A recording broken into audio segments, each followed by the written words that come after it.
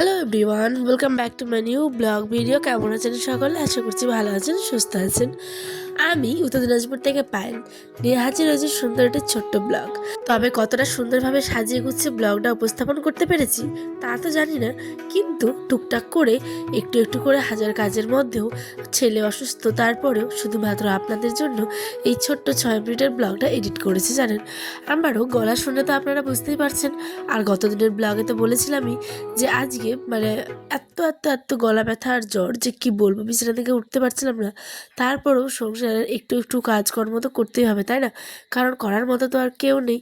তাই কোনো রকমে ভাতটুকু আর একটু ডাল সেদ্ধ আলু সেদ্ধটুকু খেয়ে, এই যে এটা ছিল গতদিনের ব্লগ, তাই এটাকে ভাবলাম একটু এডিট করে দিই। চলো, এডিট করা তো হয়ে গেছে, এরপরে আবার সমস্ত কিছু থাম্বনেল এটা সেটা রেডি করতে হবে। আর আজ আমাদের মনটা কারোই ভালো নেই, জানেন। কারণ আমার গলা শুনে তো বুঝতেই পারছেন, প্রচুর গলা ভারী। আর তার সাথে এই যে আওয়াজ দিচ্ছি, ভয়েস দিচ্ছি, প্রচুর গলাটা ব্যথা, একদম মনে হচ্ছে গলার ভিতরটা ফেটে যাচ্ছে, কথা বলতেই পারছি না।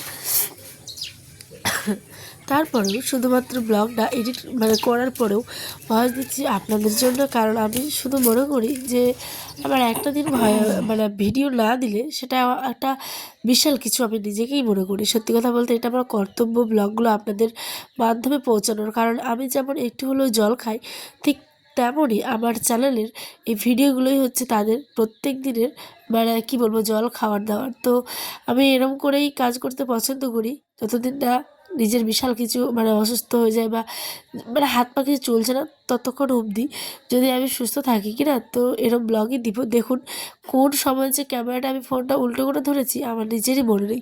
এখন এডিট করার সময় দেখছি এখানটা একটু সাদা জিরে, তেজপাতা আর ছিল শুকনো লঙ্কা, এটা হচ্ছে গতদিনের রান্না। তো এটাকেই ফোড়ন দিয়ে করে দিচ্ছি হচ্ছে কি পটল আলুর ভাজা।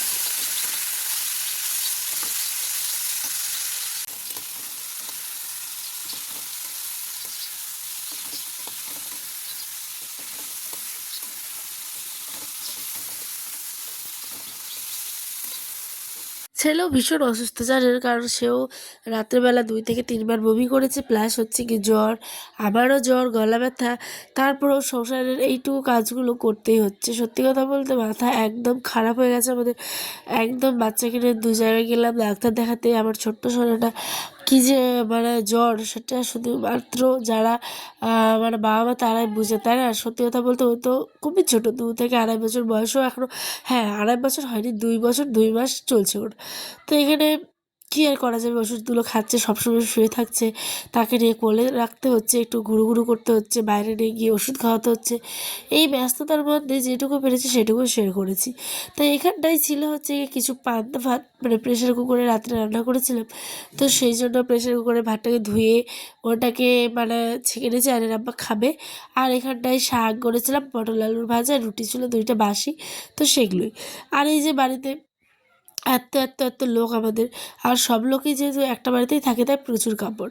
এই যে পাতলা পাতলা কাপড়গুলো দেখছেন, এইগুলো হচ্ছে আমাদের বাড়ির একটা কী বলবো, কী হয়েছে, তো ওরই কাপড়, ক্যাথা ভুটিয়া এই সমস্ত কিছু। তো ছোটো ছোটো কাপড়গুলো তো বাচ্চাদের কারণে লাগেই, তাই না? তো সেই কারণে আপনারা হয়তো অনেকে অনেক কিছু মনে করবেন, তেমনটা কোনো কিছুই না। আমাদের বাড়িতে প্রত্যেকেরই কী বলবো, নিজস্ব নিজস্ব অনেক ব্যাপার আছে, সেগুলো আর সংসারের টুকিটাকি কী শেয়ার করবো আপনাদের, বলুন। মন ভালো না থাকলে কোনো কিছু এডিট কেন, কোনো কিছু করারই ইচ্ছে করে না। হ্যাঁ, তারপরেও কী করবো, হাজার শরীর খারাপ হোক কিংবা অসুস্থতা যাই হোক না কেন, উঠেতে দাঁড়াতেই হবে।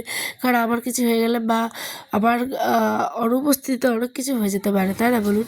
তো দেখুন, এই যে আমি গেছিলাম হচ্ছে পাশে ডাক্তার দেখাতে, আমাদের গ্রামের পাশে আর কি, মার্কেটে একটা ডাক্তারবাবু আছে, হোমিওপ্যাথি অবশ্যই। তো ওখানে গেছিলাম, তো এসে দিয়ে যে এখন আমি বসিয়ে দিব হচ্ছে গিয়ে প্রেশারে ভাত।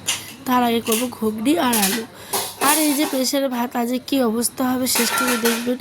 একেবারে পুরো কী বলবো, না দেখলে বুঝতেই পারবে না, একদম পুরো জল জল ভাত হয়ে আছে, ফেনা ফেনা ভাত, পুরো পায়েস টাইপের হয়ে গেছিলো। আপনারা ক্যামেরায় কতটা দেখতে পাবেন আমি জানি না, কিন্তু পুরো একদম পায়েস টাইপের হয়ে গেছিলো। যদি ওটা চিনিতে দিতাম তাহলে পুরো পায়েস হয়ে যেত। জল যেহেতু বেশি হয়ে গেছিলো সেই কারণে ভাতটা পুরো গলে গেছিলো এক কথায়। তো আর আব্বা কী করেছিল, আলু আর ভাঙা বাদামগুলো ভিজিয়ে রান্না করেছিলাম, শুধুমাত্র কাঁচা লঙ্কা পেঁয়াজ কুচি এই সমস্ত কিছু দিই। তারপর ভাবলাম 4-5খানা একটু পাঁপড় ভেজে নিই, কারণ একটুখানি আলু আর ডালের সঙ্গে তো একটু পাঁপড় ভাজা খেলে ভালোই লাগবে। তো আয়ানকে তো দিব না, আর আমিও খাবো না, শুধুমাত্র আয়ানের আব্বাই খাবে, তাই একটুখানি ভেজে নিচ্ছি। আর একটা কথা, হ্যাঁ, আজকে ব্লগটা আপনারা একটু দেরি করেই পাবেন, কারণ আমি এখন ভয়েস দিচ্ছি, এখন বাজে 5টা 16।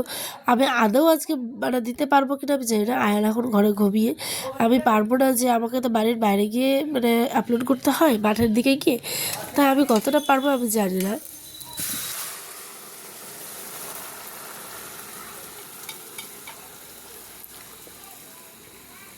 আজ হচ্ছে রবিবার, কিন্তু আজ যদি আমি ব্লগটা না দিই, অবশ্যই সোমবার আপনারা ব্লগটা পেয়ে যাবেন। তো এখানটা একটু জিরে মানে ফোড়ন ভেজে দিব আর কি, ভালো করবে, টেস্টি হবে একটু খেতে। তো কী আর করা যাবে, না একদম ভালো লাগছে না কিছু, ক্লান্ত হয়ে পড়ছি, একটু কথা বলতে বলতে হাঁপিয়ে যাচ্ছি, কিচ্ছু ভালো লাগছে না। আর বাড়িতে না দেখবেন ছোটো বাচ্চার অসুখ বিসুখ হলে মা বাবার কারোই ভালো লাগে না। তো এখানটায় ভাতও বসিয়ে দিয়েছিলাম, আর এই যে আর কিছু শেয়ার করিনি, একেবারে ভাত হয়ে যাওয়ার পরেই শেয়ার করেছিলাম। দেখুন ভাতটার কি হয়েছে, কতটা বুঝতে পারছেন? এই যে দেখছেন পুরো জল জল, পুরো পায়েসের মতো, এটা চিনি দিয়ে দিলেই বরঞ্চ খাওয়া যেত। তো যাই হোক বন্ধুরা, আজ এই পর্যন্ত ব্লগটা, এখন আমরা সবাই খাওয়া দাওয়া করবো। সকলে একটু আমার ছোট্ট বাচ্চাটার জন্য দোয়া করবেন, ভালোবাসা দিবেন। আজ আসি, দেখা হবে আরেকটি ব্লগে ঠিক 5টার সময়। টাটা।